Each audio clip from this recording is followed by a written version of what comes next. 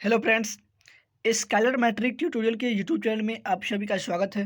तो दोस्तों, आज की इस वीडियो में हम आप लोगों के लिए लेकर आए हैं क्लास 10th के हिंदी सब्जेक्ट के 50 ऑब्जेक्टिव क्वेश्चंस जो आपके वर्ष 2022 के एग्जाम में ज़रूर पूछे जाएंगे और इससे अधिकतर क्वेश्चंस आपका टकराएगा। तो दोस्तों, यदि आप क्लास 10th में हैं तो आपके जितने भी साथी इस बार एग्जाम देंगे उस सभी तक इस वीडियो को लिंक ज़रूर शेयर करें और इस वीडियो को आप जरूर देखें शुरू से लेकर अंत तक।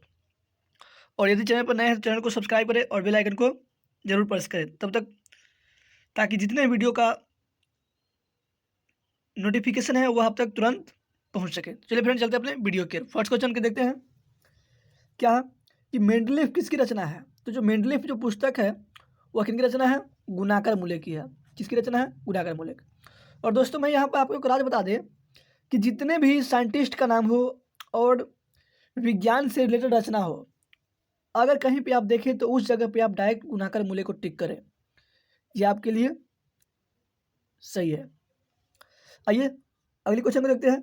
सेन साहब की नई मोटर कार किस रंग की थी? तो सेन साहब की जो नई मोटर कार है वह काला रंग का था। कितना का था? काला रंग के। और यदि यहाँ पे पूछ देवे कि जो सेन साहब की जो मोटर कार था कितना रुपया का था, तो 7,500 का। कितना का? 7,500 का था। ये आप ध्यान दीजिएगा, बहुत बार पूछा गया है भी। अगली है, महात्मा गांधी जी को महात्मा किसने कहा? तो महात्मा गांधी को सबसे पहले महात्मा किसने कहा? रविंद्रनाथ टैगोर ने। किसने? रविंद्रनाथ टैगोर ने। नेक्स्ट क्वेश्चन है, लेखक अमरकांत को किस लेखन के लिए साहित्य अकादमी पुरस्कार प्राप्त हो चुके हैं? तो उनके कथा लेखन के लिए लेखक अमरकांत को साहित्य अकादमी पुरस्कार दिया गया है। और अमरकांत की इसमें रचना कौन सी है? बहादुर पाठ है। अमरकांत का जन्म कब हुआ था? 1925 में। आइए अगले क्वेश्चन है, बिल्लन व क्या है? तो बिल्लन व एक फ्रांस का छोटा सा क्या है? गांव है। क्या? फ्रांस का एक छोटा सा गांव है। आइए अगले क्वेश्चन को देखते हैं। कहता है, लेखक को गीले कपड़ों में देखकर कौन नाराज हुआ? तो यह जो क्वेश्चन है वह आपके मछली पाठ से लिया गया है। तो लेखक को गीले कपड़ों में देखकर उनकी दीदी क्या होती है? नाराज हो जाती है। किनकी? लेखक की। अगली है, बखूबी शब्द में कौन सा समास है? तो देखिए, बखूबी, अब इसमें ब क्या है? एक उपसर्ग है। तो जब ये उपसर्ग का प्रयोग किया गया हो तो उस जगह पे आप अव्ययी भाव समास को टिक कीजिएगा।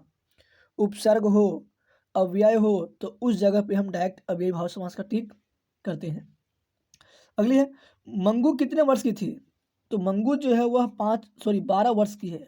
मंगू क्या है? 12 वर्ष की है। और जो मंगू है वह किस कहानी की पात्रा है? तो यह माँ कहानी की प्रमुख पात्रा है। और पूछे गए क्वेश्चन कि मंगू जन्म से क्या थी? तो पागल और गूंगी थी। आप ध्यान दीजिएगा। अगला है, नारायण की पत्नी का क्या नाम था? अब देखिए, जो नारायण है ना, यह धरती कब तक घूमेगी जो पाठ है उसके पात्र है। तो नारायण जो सीता की पुत्र थे, और सीता कितने पुत्र है? 3 पुत्र है। सीता को 3 पुत्र थे और एक पुत्री। तो इसमें नारायण की जो पत्नी है वह क्या है? भौंरी है। क्या है? भौंरी है। Option number A is right answer. अगले क्वेश्चन है, अपमान शब्द का विषय क्या होगा? तो अपमान का विषय क्या होगा? अपमानित। क्या हो जाएगा? अपमानित। अगली है, सभापति शब्द में कौन सा समास है? तो सभापति जो शब्द है उसमें तत्पुरुष समास का प्रयोग किया गया है। किसका? तत्पुरुष समास का।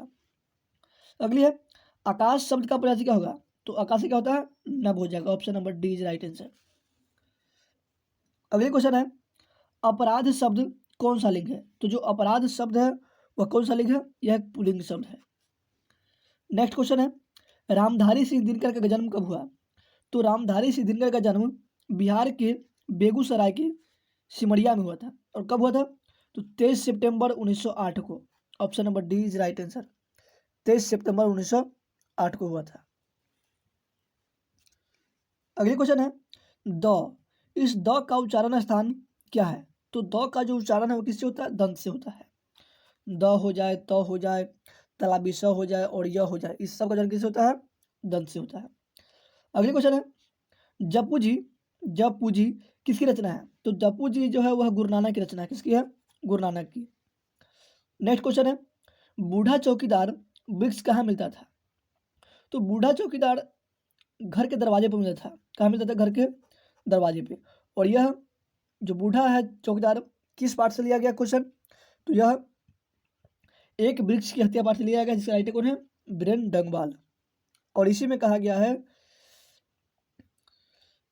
इसमें वृक्ष और जो कवि है उनसे दोस्ती का प्रस्ताव किया गया है। तो आइए नेक्स्ट क्वेश्चन को देखते हैं। क्वेश्चन है, हमारी नींद कविता में किसका जीवन चक्र पूरा हुआ? तो हमारी नींद जो कविता है वह किसकी रचना है? ये जो हमारी नींद कविता है यह किसकी रचना है? हमारी नींद कविता में किसका जीवन क्रम पूरा हुआ है? तो जो हमारी नींद कविता है उसमें मधुमक्खी का जीवन चक्र क्या हो गया है? पूरा हो गया है।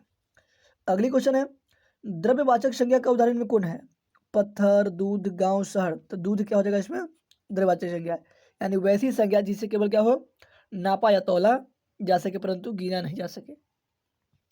अगली है, शूल पानी शब्द में कौन सा समास है? क्या होगा? शूल पानी शब्द में कौन सा समास है?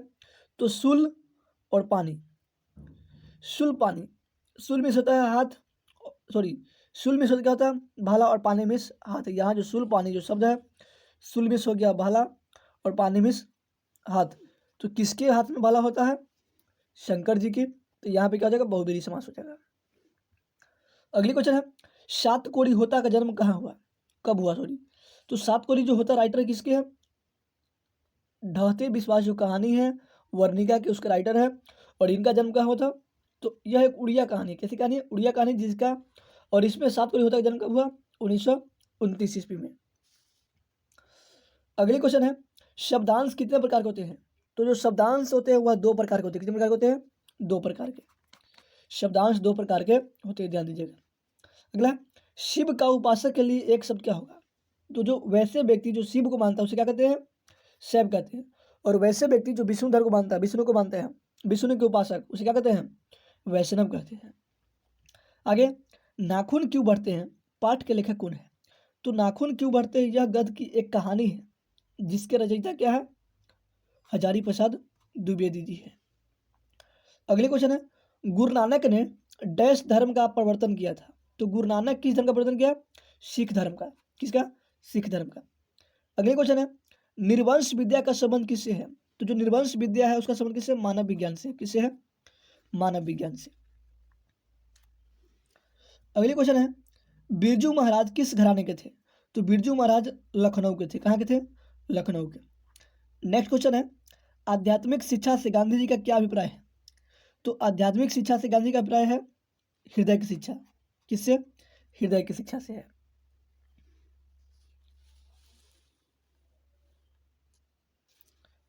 अगले क्वेश्चन है, मंगम्मा का उसकी बहू के साथ किसकी वजह से विवाद था? तो मंगम्मा का जो उसकी बहू के साथ पोते को जब उसका पीट रहा था, यानी मंगम्मा के पोते को जब मंगम्मा की बहू पीट रही थी, तो इसलिए मंगम्मा ने जो कुछ कह दिया भला बुरा, उसके लेकर क्या हुआ? सास और बहू में क्या हुआ था? विवाद हो गया। और मंगम्मा जो पाठ इसके लेखक कौन है? श्रीनिवास। और उनका पूरा नाम क्या है? मास्ती वेंकटेश अयंगार। और यह एक कन्नड़ की कहानी है।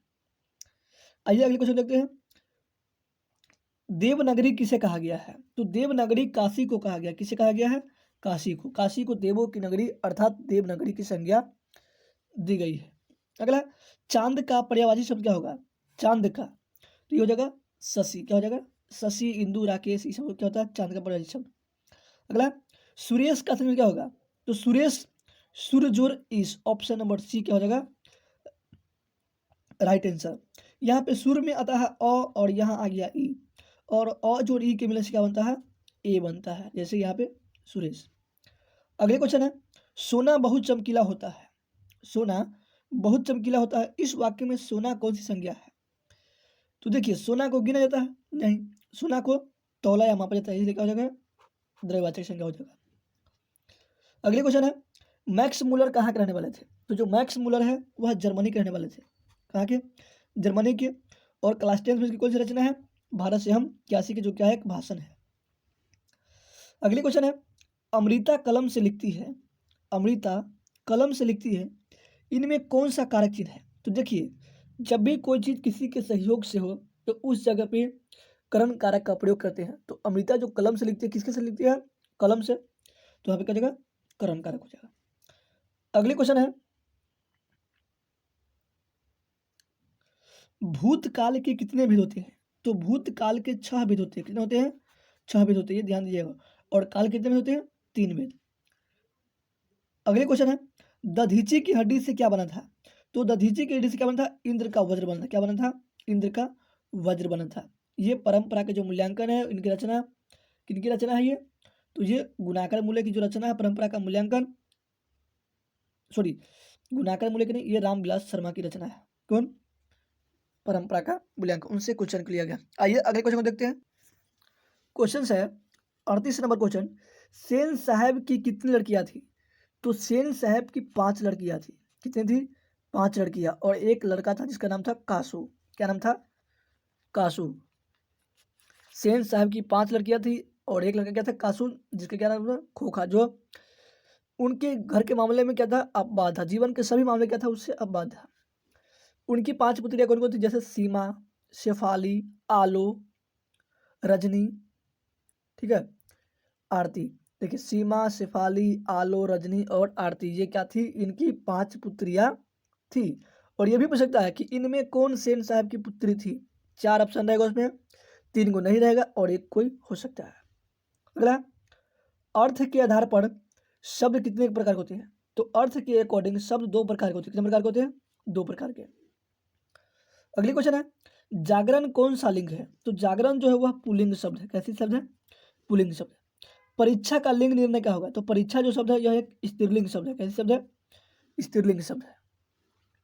अगली क्वेश्चन है, भारत माता किस कवि की रचना है? तो भारत माता जो है वह सुमित्रानंदन पंत की रचना है।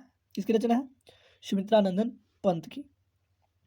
नेक्स्ट क्वेश्चन है, मदन ने कासू के कितने दांत तोड़े?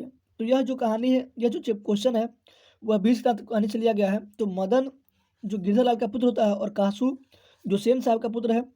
तो कासू क्या होते हैं? सेन साहब के पुत्र है, और मदन ने कासू के 2 20 के दांत क्या करते हैं? तोड़ देते हैं।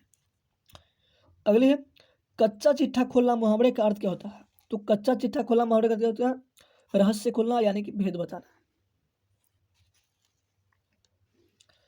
अगली क्वेश्चन है, हमारी नींद, सॉरी, वल्ली अमाल की पुत्री क्या नाम थी? तो वल्ली अमाल जो है वह, उनकी पुत्री क्या नाम था?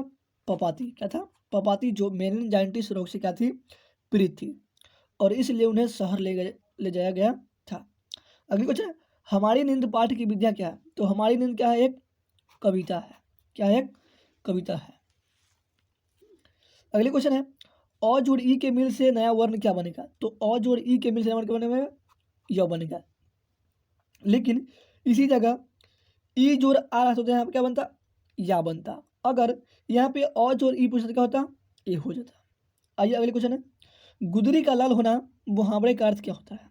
तो गरीब के घर गुणवान पैदा लेना, यानी गरीब के घर गुणवान का उत्पन्न होना। अगले क्वेश्चन है, उसने अपने मित्र का पुस्तकालय खरीदा। उसने अपने मित्र का पुस्तकालय खरीदा। 21 प्रकार के वाक्य है। सरल वाक्य है, मिश्र वाक्य है, संयुक्त वाक्य है। तो यह सरल वाक्य है। कैसी वाक्य है? सरल वाक्य है।